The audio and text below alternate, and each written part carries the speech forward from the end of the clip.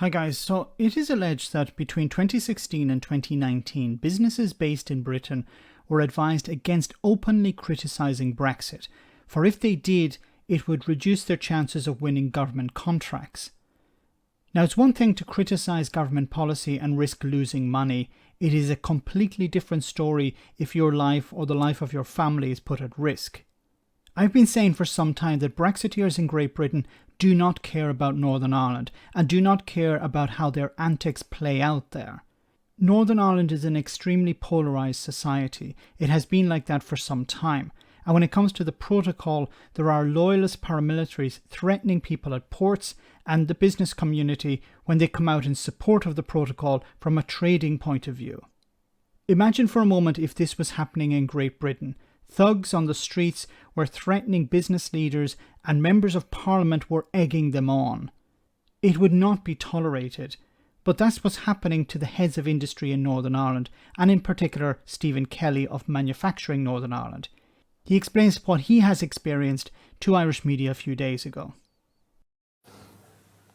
Well, the business community in Northern Ireland has taken a decision to step in where our politicians had exited the stage to represent the views of people in business around this whole issue around Brexit. So back in 2017, the community got together. We had no voice, so we had no choice at that point in time.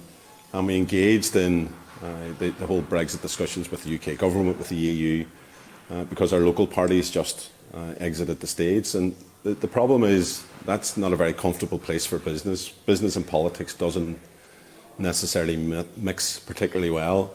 And there's been a pattern from that period of name-calling, sinister telephone calls, people's collar being ruffled up and grabbed. And just this week is another attempt at that. I think the kind of thing to bear in mind is that the business community, both individual businesses, but also their representatives in terms of bodies and chambers of commerce, etc., we have no political axe to grind. We have a responsibility towards our own constituency, which is about making sure when they get in on a Monday morning they can generate enough money to pay the wages on a Friday. But sadly, some people believe, particularly in this Brexit issue, where identity and constitutional issues have been so intertwined with it, that you're taking a particular political stance, but that's simply not the case. It's not the case. Businesses want to make a profit. They want to generate revenue and they want to pay the wages of their staff. But the fact here that he talked about members of the business community getting their collar ruffled up, getting threatening phone calls, is completely unacceptable. And I've said before, the likes of the DUP and the TUV are the types of parties that have been egging on loyalist paramilitaries for years. In particular, the DUP, they have been doing it for decades. Tossing the stone and hiding the hand, egging on these individuals. And we've heard, for example, and I covered it before on the channel, Sammy Wilson from the DUP, a member of parliament, talking about guerrilla warfare against the protocol. So just think about for a moment, Sammy Wilson talks about guerrilla warfare, and you have impressionable young people within the loyalist community who have nothing going on in their life, and they're being told, well, we need to fight this protocol because it's undermining the union, even though Parliament has said it's not. So the British Parliament said it's not undermining the union, the protocol, but the DUP are saying it is. And then you turn on your TV or go on YouTube and you see how, well, Manufacturing Northern Ireland is talking about how the protocol is generating extra revenue for Northern Ireland, how Northern Ireland is outperforming England, Scotland and Wales with the exception of London. And you get extremely confused and say, well, is the protocol a good thing or a bad thing? Well, Sammy Wilson told me it's a bad thing. So I should listen to Sammy Wilson and not business leaders. And if I see these business leaders on the street, well, maybe they're the opposite of patriots. They're traitors against the union. But you've received what kinds of threats? I mean, telephone calls? Is that not very unnerving? What happened there? Yeah, in the past certainly we've had calls from MPs and others basically saying that you need to watch yourself, you need to be careful what you're doing, what you're saying. An MP telling a member of the business community, just think about this for a moment. Could this happen in Great Britain? I don't think so. A member of Parliament threatening the business a business leader, a member of the business community, saying you need to watch yourself. Now, I don't know if they meant it as you need to watch yourself because I've heard some bad things are about to happen, or you need to watch yourself, you don't want to have an accident. And it's just a pattern of people trying to kind of bully you into being silent or being quiet or being complicit in some of the decisions and choices that they're making. But this Brexit issue is certainly for business, particularly an existential issue for many, and it would be a failure of us all if we, particularly civic society in the North, if we didn't stand up and say, hang on a second here, there are problems and we need to resolve them. The way to resolve them is actually through discussion. It's not about vilifying or threatening people. It's about sitting down in a room and getting resolution. This is a member of the business community talking like a politician. It should be the politicians who are saying, we need to work together, we need to sit down in a room together and iron out these problems, not the business community.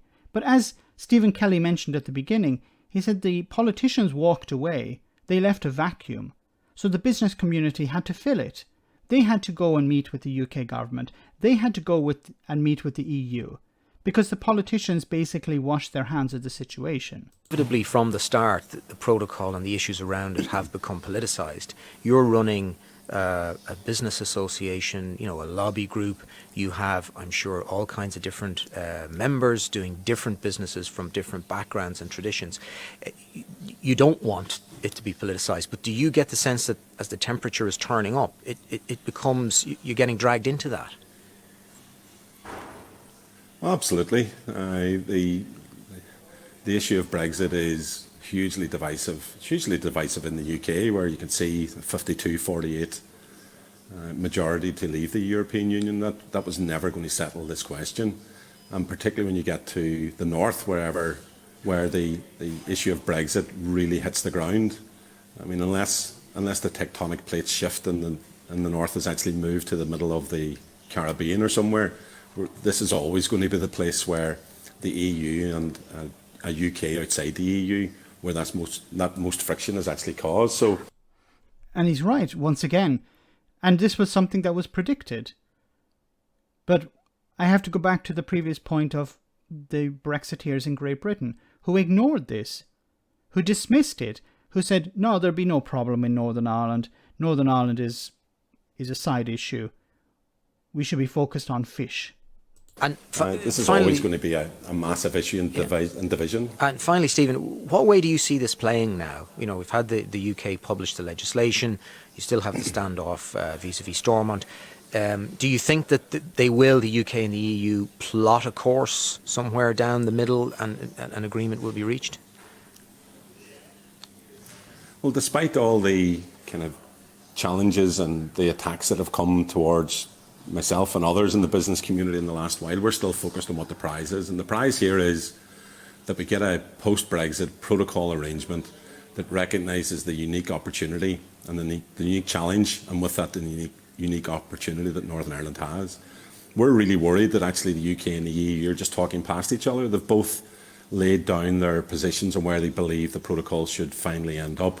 They're staring down the barrel at each other, but actually what they need to be is in a room together.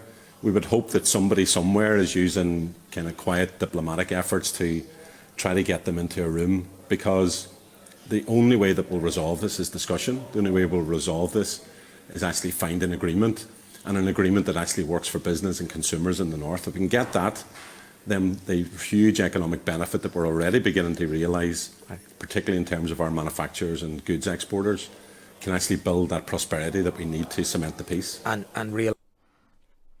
And of course, the benefit being that Northern Ireland has access to both the European single market and the UK internal market. But going back to what he said, yes, both sides need to sit down. Excuse me.